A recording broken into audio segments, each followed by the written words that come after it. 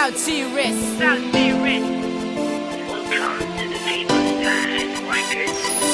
kalikasan ay ating alagaan, huwag dumihan ang ating kalikasan dahil siya lang ang dapat na pangalagaan. Tulong-tulong tayo sa kalikasan. Kalikasan ay ating alagaan, huwag dumihan ang ating kalikasan dahil siya lang ang dapat na pangalagaan. Tulong-tulong tayo sa kalikasan. Bakit hindi mo wimula ang iyong mga mata para makita mo ang kalikasan ay umiiyak na dahil sa'yo at dahil sa buong mundo? Bakit nga ba nauubos ang mga puno sa bundok? At dapat kang makilahok sa gawaing kalikasan at para na rin ito sa ating mga kaligtasan ng barado na kanal at maputik na daanan. Ayan na mga nakatambad sa ating lansangan at sa kagubatan ng pagputol ng puno. Sino ba talaga sa mga taong pasimuno at sa ating ninuno pa ito nagmula? Gusto nyo ba ang lahat ng mga puni mawala? Ngayon panahon na upang tayo'y mag-aisa, ang maduming kalikasan ay ating isalba.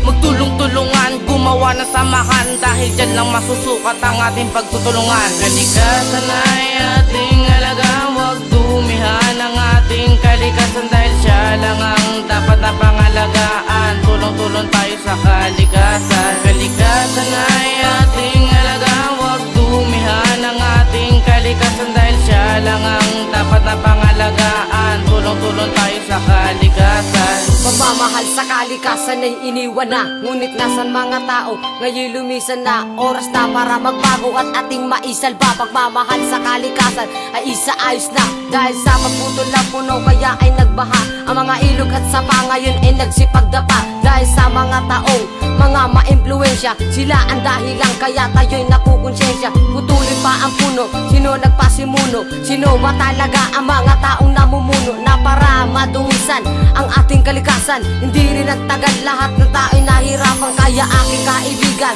ay kumilos ka upang ang lahat ng tao ay magsikilos na at para maisalba ang malinis kalikasan. Kasi pag wala ito, wala tayong paroroonan, diba? Lahat naman ng tao ay nagkamali, sino dapat ang sisihin? Di ba tayo rin muli? Kaya ang lahat ay magsikilos na upang ang lungkot ay di na madama. Kalikasan ay ating alagaan, huwag dumihan ang ating kalikasan dahil siya lang ang dapat na pangalagaan. Tulong-tulong tayo sa kalikasan. Kalikasan ay ating alagaan, huwag dumihan ang ating kalikasan dahil siya lang ang dapat na pangalagaan. Tulong-tulong tayo sa kalikasan. Tatapo natin ang kalikasan dahil ito ang yaman na hindi kayang bayaran ng kahit sino man maraming ari-arian. Kuyaman din naman ang ating pag-uusapan. Marami dyan sa basurahan, pero sana kaibigan wag ka masyadong magkalat, baka tamaan ang kidlat. Sa iyong pagkakalat, ito amin mga isinulat para ibig sa inyo at sa amin. Ang sigaw na kalikasan ay nakihirapan na, ilang undoy pa ba magabawan sa kumunoy para tayo ay madala sa matataas na baha na pinababa pa ni Panginoon. Patawarin mo kami sa aming pagkakalat, kaya tayo ay tumayo, kumilos tayo sa gawain kalikasan ay atin na isalba. Magtanim ng mga puno para mundo ay di gumuho, linisin na kapaligiran, itapon ng maayos ang basurahan, wala kalisakan na maamoy. Hay, mabubuhay ng maligaya, kalusugan maiingatan ng lubusan.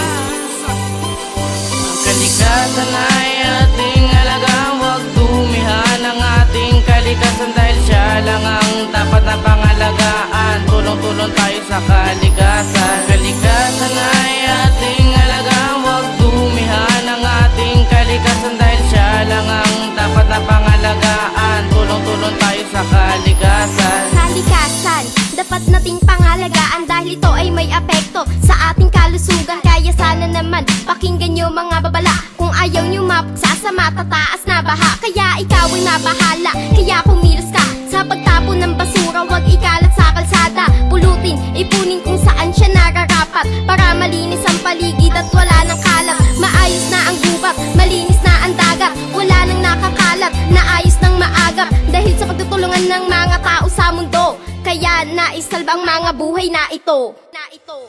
Ang kalikasan ay ating alagaan, huwag dumihan ang ating kalikasan dahil siya lang ang dapat na pangalagaan. Tulong-tulong tayo sa kalikasan. Kalikasan ay ating alagaan, huwag dumihan ang ating kalikasan kalikasan dahil siya lang ang dapat na pangalagaan. Tulong-tulong tayo sa kalikasan.